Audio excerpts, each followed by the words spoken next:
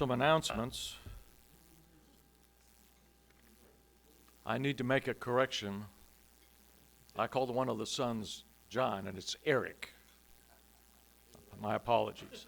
He answered for breakfast. Call him anything but late for dinner, right? Yeah. We will be meeting in November, and our speaker then will be Jim Ross. Thanks for volunteering. You did volunteer, right? December, we have been asked not to meet. Something to do with getting things ready for a meet and greet for the new minister on the 10th of December. And then speaking of the new minister, Brandon Gilvin, he will be our speaker in January. When we're through here, since there is a funeral here this afternoon for Glenn Burke III, we need to take the white tablecloths off and throw them away. So if you'd help with that.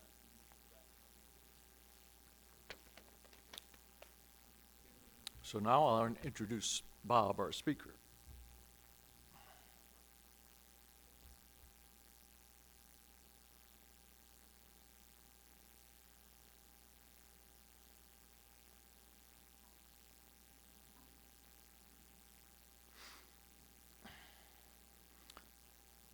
Bob Showalter was employed for 25 years in the Federal Reserve System, 15 years in Cleveland and 10 in Cincinnati.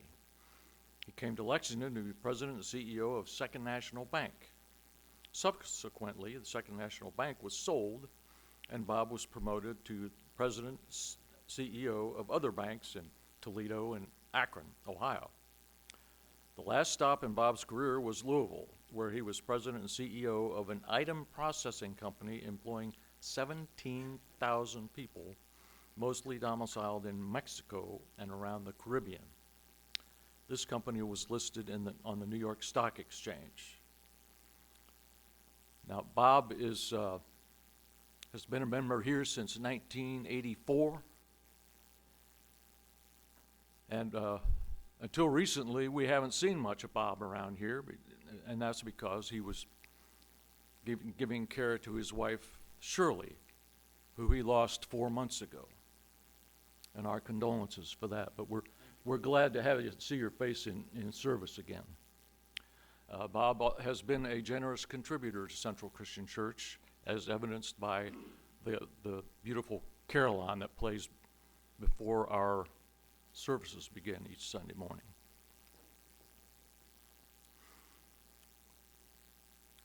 So with no further ado, I'll introduce Bob Showalter. Hey, thank you.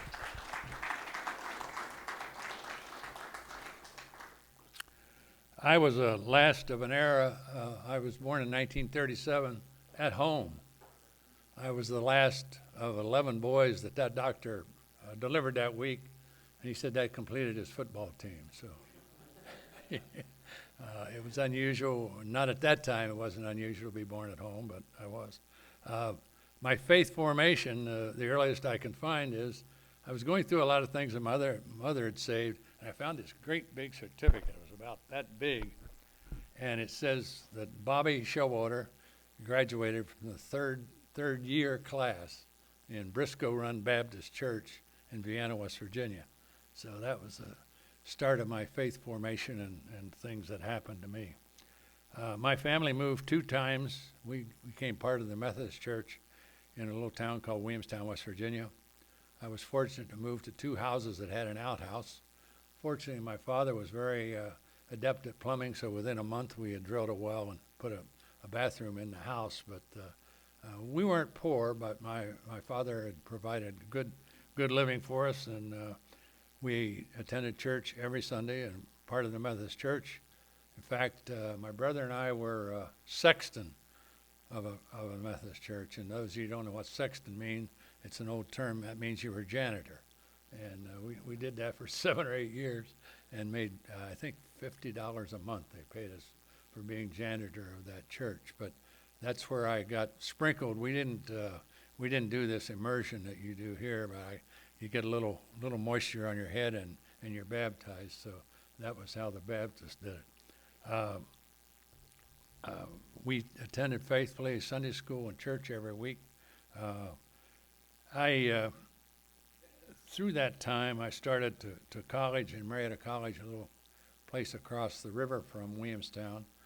Williamstown's in the central Ohio Valley, which is about halfway between Pittsburgh and Huntington, and Parkersburg, West Virginia, Marietta, Ohio are there, and then right across the river is Williamstown. We were about 1,500 people in town. We had one building as our school. It had 12 classrooms. We had 6 on the first floor, 6 on the second floor. We had the same teachers. I think we had, as administration, we had a principal and a secretary. At that time, you didn't have counselors, people like that. These teachers knew our family. So if they wanted to counsel, they could talk to our parents. They didn't need counselors intervening in all this. The parents were responsible for the students, and it's partly through that we got our civics lessons, and we got the lessons of faith of what we should be doing, and if we got out of line, it was known, and it was told through the community. So I look at these elementary schools today. I live right across from one, Liberty. I'm out at Liberty Ridge now, and right across the street's Liberty Elementary School, and I can't believe the number of cars that are during a day. I don't know what kind of staff they have, but they certainly have more than one teacher for one class, and it's a big operation, which we didn't have any of that. I stayed at home, went to Marietta College, a little college across the river, which has pretty high academic. They were one of number 13 in formation of Phi Beta Kappa chapters in the country. It was established in 1835. And those of you who are history buffs, Marietta was the first settlement in the Northwest Territory. McCullough just wrote a book about it about 2 years ago. It's an excellent book. And they ruled several millions of acres out of Marietta. They had the Ohio Company there, and it's a very historic old town, and they established the college in 1835. I think Trancey's a little bit older than that. I think they were maybe 10 years older than that, so it was a very old school. While I was in college, I was offered 2 opportunities to go to other schools. Before I went to Marietta, I was offered the opportunity to go to Carnegie Mellon, which at that time was Carnegie Institute in Pittsburgh. But I didn't have a dime, and the only thing this was providing was scholarships, and so I turned that down. And then I took in college, I think our college was a liberal arts college. They had very strict requirements on humanities, what you had to take. And I think I took at least 4 religion courses. Got to know the religious professor who was a member of our church, and he approached me one day as I was cutting the hedge in front of the church and said, Bob, I'd like for you to consider taking a Rockefeller Foundation scholarship to become a minister. So he wanted me to. So I considered a couple of weeks and went back and told him I really didn't think that I was honored that he would think that much of me, that he would offer me that possibility to become part of that. Our high school had classes of 25 about. We had 12 boys, 13 girls. If you're a boy, you played football, you played basketball, you played baseball, and you had one coach. And it was just, and I hated baseball, and they made me catcher, got beat up all the time catching, so last year I wouldn't play, and the coach never forgave me for not going out for baseball that last year. So that was my early formation years of where I was. In 4 years, I got a BA from Marietta College and left there and went to Republic Steel in Cleveland, Ohio, down in the pits pouring steel. I lasted there 6 months. I said, there's got to be something better than this, because in that 6-month period, they were on 5-month strike. I was considered part of management. I had to cross the picket line every day. That was in 1959. not a very pleasant existence, working shift work around the clock. The main job they gave me was a broom and a shovel, and said, clean the conveyor belts and keep the soot off of them so they don't clog up, going up to where they dumped all the coal and made all the coke. So I had a prior offer from the Federal Reserve, and I decided to go over there and took a cut in pay and went to work for the Federal Reserve Bank, but never looked back. While I was in the Fed, I was pleased to be a part of a group. I ran a department that had about 300 clerks that beat up on machines every day to clear all your checks. We were the clearinghouse for the northern 2/3 of Ohio, and we cleared about 1 million checks a day just manually. And then we started in pioneering with those silly little characters along the bottom of your checks. They were just coming into vogue. Magnetic ink character recognition. And I ran 3 different pilot installations for the Fed. We had, for some reason, we kept changing equipment all the time, looking for something better. We started out with NCR, we went to Burroughs, and ended up with IBM. And I ran all 3 of those installations on pilots. And we got that system put in place. But checks now are about 1/10 of what they were at that time. You people don't write checks anymore. I know I write 1 or 2 a month, and very max used to write 10 to 15 a month. So check processing has gone down, and the Fed just in the last month has set up a totally new system that a lot of checks are being cleared instantly. It used to be they were being cleared overnight, but there's some cases now where corporations are presenting checks and the transaction occurs at that moment and not overnight. So better have the money in your account now if you're going to clear those checks. I came to, in the interim while I was at the Federal Reserve, I was pleased to be able to complete my MBA, went to Case Western Reserve. At that time it was just Western Reserve, and went to night school for 3 years and got my MBA. And then toward the end of my career in the Fed, I'd been there 25 years, and I felt I'd done everything that I wanted to do, and the opportunities weren't there. But they told me I was being considered for presidency of the Federal Reserve Bank of Cleveland, and I didn't get that job. And so the lady came in. She was a PhD economist, which I wasn't. She was 7 months pregnant, which I couldn't do. And she was a very competent individual. And she called me in and she offered me 2 or 3 jobs to stay at the Fed. And I said, well, I'm just about burned out. I've done about everything I want to do here. I'd managed most of the departments, and I wasn't an economist. And so she said, well, what do you want to do to sort this out? And I'd been talking to Jake Graves down here, and I said, well, why don't you let me go to Harvard for 13 weeks? And I went to the advanced management program in Cambridge, and I stayed on the Boston side of the river. They say if you don't cross the river, you don't get screwed up. You get too liberal if you go across the river. So they keep you on the Boston side, and so they kept me on the Boston. But it was the greatest educational opportunity that I ever had in my life. 800 of the people in those classes, or 80, I'm sorry, it was 160 in it. 80 were U.S. domiciled people, 80 were from foreign countries. So you got a real good cross. People I lived with were from South Africa, Sweden, several different places, and it was quite in addition to what we got out of the classes, the cultural realization of what was going on in those other countries, and particularly South America.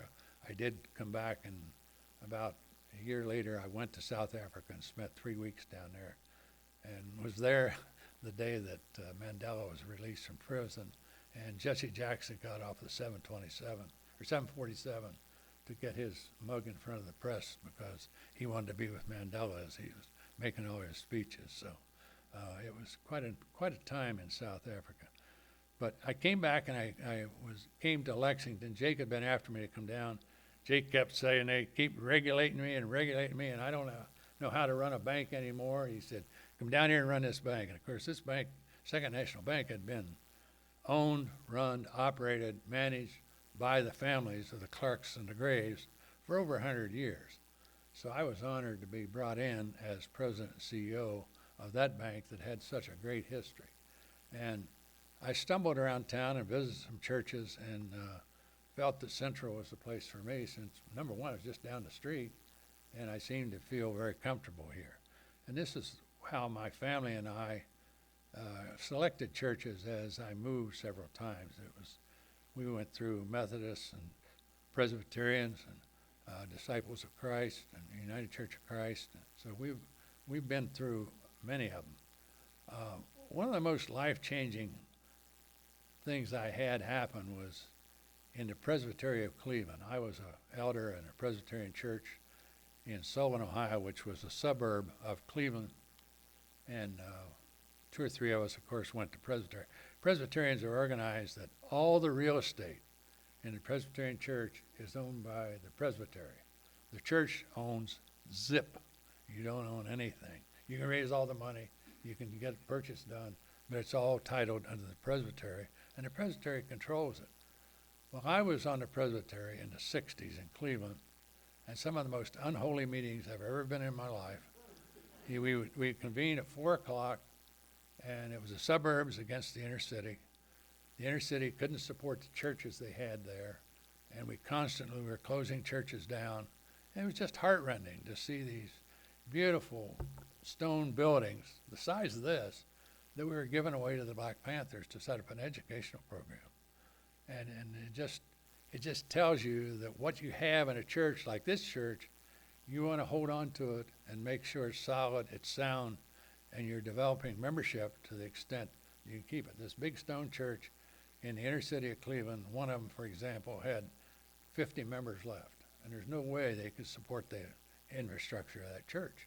It just wouldn't go, and the presbytery was pouring money into it, so they finally said, time out, we have to get rid of this. But it's heartrending to close down a church. I don't know if any of you have ever been involved in that, but that most of them have a tremendous history like this one does, and closing is the last thing you want to see. And this church is one of 5 or 6 Protestant churches in downtown Lexington. How many will be here 10 years from now? I don't know. How do you get people from the suburbs to pass all those churches and come into downtown Lexington? That's a real challenge of your mission of this church and how we get people to come back down here. And it's one of the reasons that I have such an interest in the infrastructure of this church, both staffing and building, and worked on such things as getting rid of the mortgage and making sure that we didn't have a lot of overhanging debt here, get the organ fixed up, and provide a fund that will take care of the organ for the next 50, 100 years. We just need to guard what we have and build the congregation. Some way, somehow, hopefully the new minister coming in can challenge the total congregation to be involved in membership evangelism. It can't be one person. It can't be a senior minister. It has to be the whole congregation. And until we accept that, I'm afraid, I don't know what our numbers are. This church is not the most transparent thing in the world of telling us. I've been in churches that give you trends on 5-year trends on membership, giving units, all the things that you need to know on an annual basis. And I think this church ought to get back to that, because it's the best thing you can do with a congregation is have transparency. If the people don't know that they've got a problem, they won't help you work on it. And I think that you need the transparency to say it's your problem as much as mine. And I just feel very strongly about that. I'm deviating from my notes, which I knew I would. After I came here to Lexington, I got involved in the community. I ran the first United Way campaign that generated $5 million, and I was terribly fortunate. I had a company called Toyota that came to town the year I was the head of the solicitation. I spent nights and days out at Georgetown in their construction trailers, telling the story of United Way. Most of those Japanese didn't know what United Way was. United Way in Japan at that time were ladies standing on the corner with a cup, and that was about it. And so I had to go out, and fortunately at the end of the campaign, every card came in with a fair share gift, because the first man, Mr. Cho, who was out there, signed a fair share gift card. And, the rest of the management didn't dare sign anything but what he'd signed. And so it was a great campaign. On the other hand, we lost Clark Equipment that year. They abandoned that big building out in Georgetown, so that took some people off the road. But I had a good run with United Way. I had a good run with Cardinal Hospital. Lyman Ginger was running it at the time. Great administrator. He had retired from the university as head of the educational department, and just was a tremendous guy. Knew everybody in the world, knew everybody in the mountains. He had the Robinson Fund that he was part of, trustees, and Lyman was just a great guy, and I worked with him on consolidating all their debt, getting their cost of carry down, and things like that. So I had 3 hospital experiences in my career, which Cincinnati was very closely aligned with the Catholic Church. In fact, I was one of the first lay representatives that was not a Catholic that sat on the board of Good Samaritan Hospital in Cincinnati.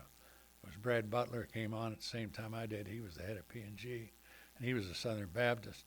And the guy at the Cincinnati Post was there, and the guy that headed Western Southern. The sisters had finally decided that 12 sisters shouldn't be running the hospital, that they needed expertise from the outside. Well, they didn't also tell us they needed $120 million to build a whole new facility. So we ended up building a facility, $120 million, 17 stories up in the air, because they were determined they were not going to leave Pill Hill. If you know Cincinnati, there are 3 major hospitals, and they survive by the medical students they get out of University of Cincinnati, because medical students are the cheapest slave labor you can put in a school. They pay them nothing. They work them 24 hours a day, and they run the hospitals. But had a great experience there because I was the head of Construction Finance Committee, and Brad Butler, who was the head of P&G, and the guy running Western Southern Life Insurance, and I were the committee. And we'd meet, and they'd say, "Bob, you're in the Federal Reserve. You know what rates you're going to do." I said, "No, I don't. I'm not in on that." Anyway, we decided one day that we would put $100 million in bonds out in the market, municipal bonds, and these were enabled by the county government. And we put those $100 million out, and we didn't need the money until the draws were made on the construction. And a guy named Paul Volcker came into office, and Paul Volcker told Carter, he said, "I'm going to get inflation out of this economy." He didn't tell Carter he was going to shut down the economy too. And they ran the rates up to 21%. And what that did is we made $17 million on that $100 million that we took out of the market. The sisters were ready to make us saints. We said we might be somewhere else if the market had gone the other way. So, but it was a great experience because we did the vast majority of their financing costs during the construction. But that was a mammoth project that I was involved in, but really not involved in. I was in it at the policy level, but I never, of course, helped manage anything. After Lexington, they came after me. First National Bank had bought the Lexington Bank. Then First National was bought by National City, and National City knew me from my role in the Federal Reserve, and I had interfaced with the National City people. So I got a call one day and said, "We'd like for you to consider going to Toledo and running a bank," which was about twice the size of the bank here. So I accepted that job after they gave me a great 4 days to consider it, because he said, "I need you there next Monday." So I went up to Toledo, had a great time, 8 years running a bank there. It was about $1 billion bank. And Toledo was a community that had lost all the glass industry in the world, and they were suffering greatly. And within 2 years, I was chairman of the Chamber of Commerce. I'd hardly found where the bathroom was, but they were so direly in need of leadership to try to help some institutions, and we did bring the chamber back. We got them into some programs that attracted membership, and membership, of course, equals fees that we made. So we had a great run there with the Chamber of Commerce. Then I went to Akron, and 15 months after I went to Akron, it was about a $2.5 billion bank. They called and said, "Come to Cleveland, we got a wonderful opportunity for you." I said, "I just moved 15 months ago. I don't want to move again." And I was in my early 60s, and I was looking to retire at about age 62. So I did go up and talk to them, and it wasn't what they were offering me. They kept asking me, what would it take to get me to go to Louisville? And I said, well, they must be in trouble if they're letting me set all the terms. So I threw a lot of big numbers at them, and their head never went like this. They all went like this. And they admitted that the company was in some trouble. The company I took over in Louisville was called National Processing. You've never heard of it. It was a backroom type of thing. We did every airline ticket in the country every day. We got a little brown envelope from every gate in the airline system every day. And if one of those tickets says United and Delta, we had to split the fare and split the revenue. And then every Thursday, we took all that money. At that time, the travel agents were writing the tickets. We took the money from the travel agents, gave it to the airlines. It was about $1.4 billion to $1.5 billion a week. It was kind of the cash flow of the airlines at that time. And incidentally, we did about 7 billion credit card transactions a year. And the shop was full of all this massive data processing equipment. You go into data processing places now, there are little boxes like this called servers. Everybody's got piles of servers. If you've seen these AI systems, I've seen pictures of them, never seen one in person, but they have massive rooms, much bigger than this, just stacked full of servers, and that's the way your computing goes. And NVIDIA now is putting 8 chips together and selling them for $200,000, and that's the backbone of AI. And NVIDIA is so far ahead of everybody else that they've got a running, they're way ahead of the world. AMD, others are trying to catch up with them, but it's going to be a real struggle. And NVIDIA, for some reason, saw this coming early. In our shop in the 90s, you had these great big boxes. They all said IBM or Burroughs or something. And every January, we were online with 7 of the top 10 retailers in the country. And you go in and drop a card at Christmas on the counter, that would come to us. We'd say, that's a good card. There's enough money outstanding. Let them have the credit. And it would come back to us, and we'd send it to your bank for posting. And we did 7 billion of those a year, and we got 0.7 of a cent per transaction. Our revenues were about 500 million, and we couldn't make $20 million. The margins were terribly, terribly thin. And that was my job, to increase those margins. And it became a problem. Every January, these tech gurus would come in and they say, well, we were 0.23 seconds away from crapping out during the Christmas holiday, and people wouldn't have been able to get their authorization on their card. We had to be there. I mean, we couldn't crap out. So I don't know how many $1 million boxes I authorized in January each year just to keep the systems running. And then we had the issue of the year 2000, and everybody blew that to the skies. We were all going to go down the tubes because of where we were, and I think we spent over $5 million. And we couldn't use our own people because the systems we were running were old systems. They were systems that the people that knew the language on the systems had retired. So we had to gulp and pay some of these guys $100 an hour, the guys and gals, to come back in and help us convert some of those systems so that we didn't run into problems on January 1st. So it was a challenge. I had all the tools I needed. I didn't have the staff. I should have fired at least 5 people when I went in the door. I didn't do that. Some banks I inherited, I had staffs that were phenomenal, that I'd run with anybody. I had a staff in Toledo that was phenomenal. I hired a staff here that was headed up by Harry Richards, and I hired Harry out of Louisville and brought him over here and worked him to death, and he finally took over the bank later on. But any CEO of an organization is just as good as the people who report to him, and it's just, the CEO can provide the direction. And they talk about culture, and I've never found a culture that I could change. I found cultures that I could bend, that I could get to go a little bit different ways. But you inherit cultures when you go into corporations. You don't make cultures in a few years.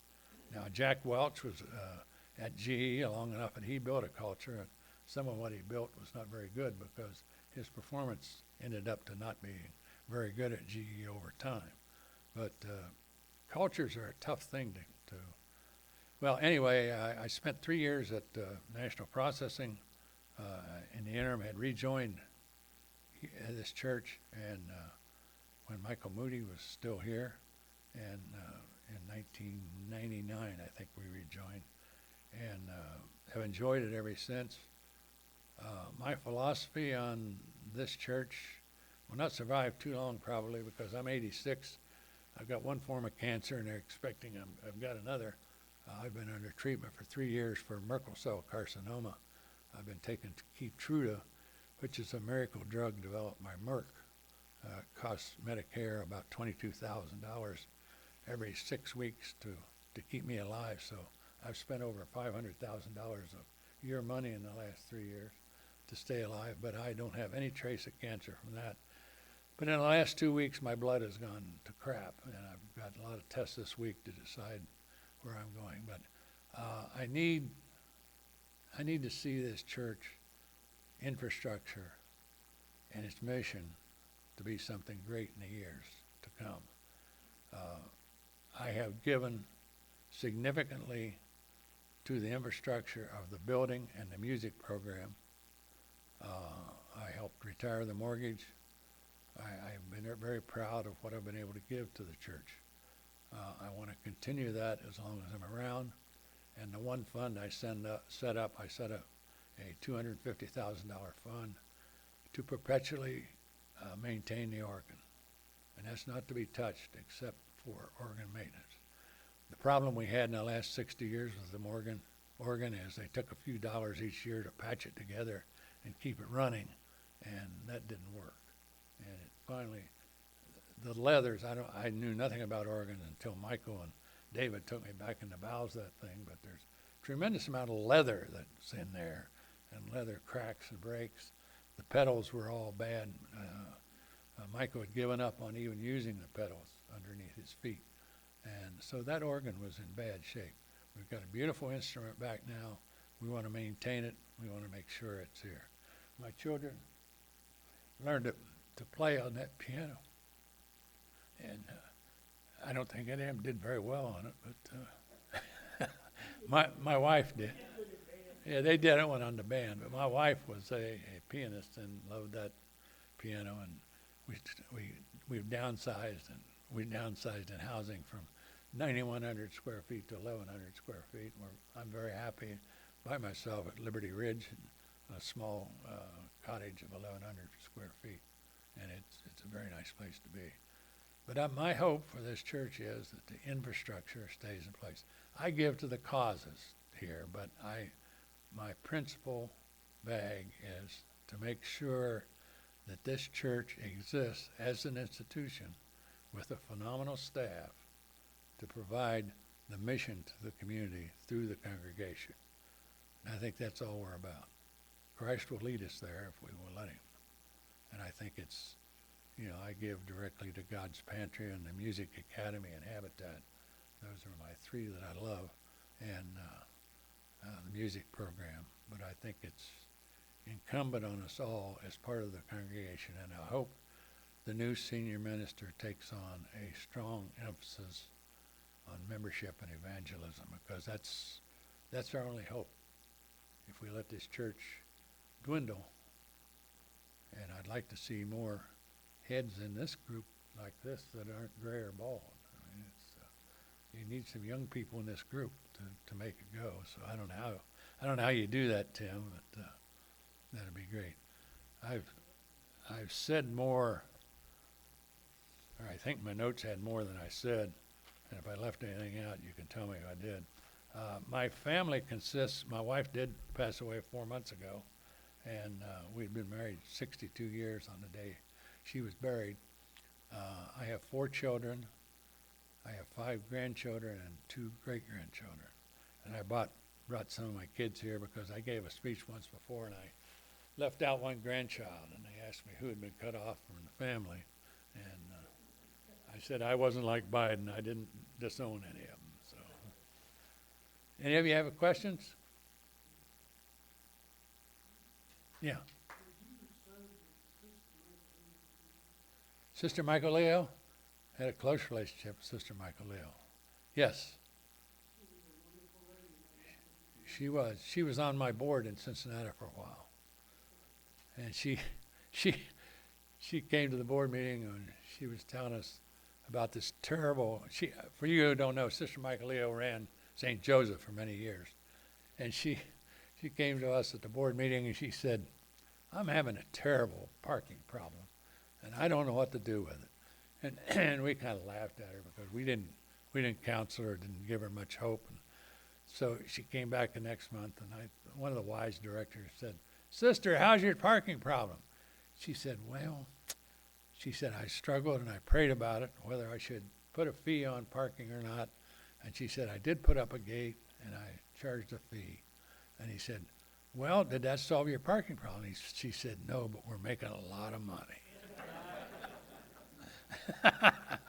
Were you associated with St. Joe? Yes, I was on the hundred delegation since he first came to power. I knew her, and then I had another lady in Cincinnati that ran Mount St. Joseph, and they were the people that owned Good Samaritan Hospital, which that's all now part of CHI, I guess they have. I worked for the same business in both. Okay. Yeah, that's Sister Michael Leo Mullaney was the one from here. Sister Grace Marie Hiltz was the lady that ran Good Samaritan in Cincinnati, and she was wise. She's the one that pushed the sisters to say there were 12 sisters on the board, and there were 6. So she said, we need to get lay people on this board to get support from the community, because she saw they were going to need $120 million to replace all their facilities. And that's when she got myself and some others involved. And we always knew the sisters would outvote us because they never missed a meeting. So we knew there would always be 6 solid votes there. But it was a great working relationship between the lay people and the sisters, because it was, Good Samaritan was one of the 3 big hospitals on what they called Pill Hill. And they didn't want to move from there. Some of the others have moved a lot of their facilities out of downtown Pill Hill. And Cynthia's one funny anecdote we had, the Jewish synagogue was right behind us. They were on the adjoining land behind us. And the Jewish synagogue was struggling for membership. And this, as I recall it, it was a 3-campus synagogue where they trained rabbis. And some of you probably know the background better, but there was the seminary in Cincinnati, there was one in New York, and I think there was one in Jerusalem. And this was all under one cap. And they had a lot of extra land over there, and we had this need to replace 800 and some beds, and we'd love to spread out a little bit. So Sister went over and she talked to the chief rabbi, and he said, no, I don't think we have any interest in selling the land. Well, she went again, got the same answer. She went the 3rd time to see him at the urging of our board. We said, Sister, you got to go back and get that land.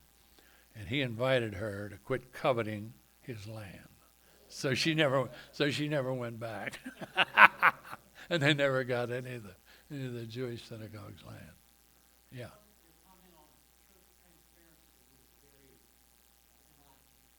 How do you see that not getting lost? How do you see that pushing forward? Well, I think, church sells values. There's no question about it. You're in the value business. I was in the business of selling a product. You've got a product, but your product is values in the community, to the congregation, everybody else. Your board, the board here in this church, should operate a little bit like business does and have 4 or 5 goals. That's what we did. Harry can tell you, I had a 2-page memo that I developed with Harry and the other 4 members of my staff here. I wish I had it at home. I've lost it. Harry, you got one? I doubt whether you do. Anyway, they were my principles, and I carried them to several different places. I had what they call a dashboard of about 5 principal things that I felt I should watch to make the organization grow. And in banking, you always have to have a net profit. You have to have capital.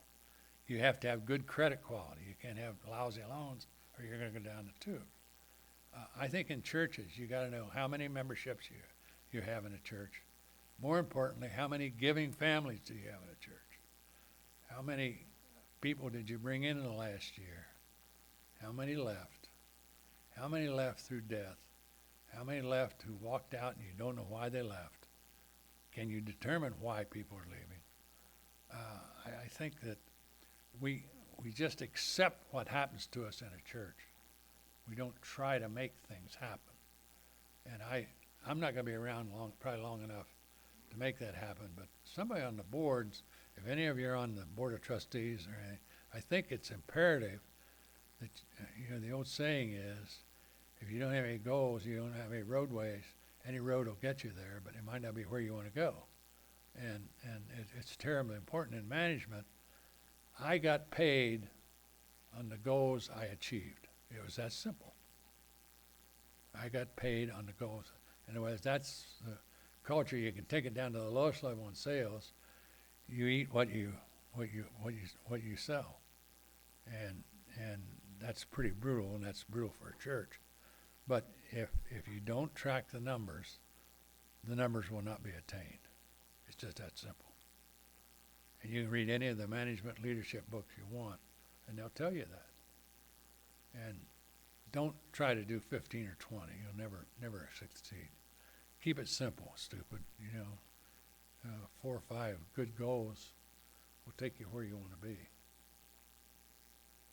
I think, as far as this plant's concerned, I think we're in pretty good shape. Molly struggles sometimes. She had to spend $45,000 for air conditioning units in the last few months, I think, and that was a real burden. I don't know where she finally got the money. Did she beg the trustees? Yeah. So it's great to have an endowment, but you shouldn't invade the endowment. I ran a college endowment, and they were running at about 5.5%, 6% draw a year, and I kept saying you got to get it down to a basic 5, and I did over 3 years. I got them down to 5. But if you're eating your seed corn, if you're constantly digging into endowments, and endowments have to grow. If your organization is going to grow, the endowments have to grow, and there hasn't been any big push in this church that I've seen on endowments. I want to continue to contribute to this church. I used to play a lot of golf, up to 200 rounds a year, and I belonged to 5 country clubs at one time. That's at the time when your company bought the country clubs. Now they don't do that. IRS won't allow. But anyway, I enjoyed golf. Never was very good. 18 was about the lowest handicap I ever had, but I enjoyed it. When I quit golf 3 years ago, I gave my clubs to Alan, my grandson over there. And my avocation right now, other than the church, is stock market. And I follow the markets daily. I do fairly well. This year to date, I'm over 50% through the last month. So I just follow the market daily, and I've had a lot of success. I think the Lord's guiding me too. So I wouldn't want to run your endowment. You don't want me running your endowment at 50%, because it could go down 50%. Any other questions? Thank you. It's been a pleasure talking to you. Thank you, Bob. You're a visionary leader, and this church appreciates your vision for us and your continued leadership. Remember, help those who can stay, help clean up. We're throwing away all the white tablecloths. Jim Ross.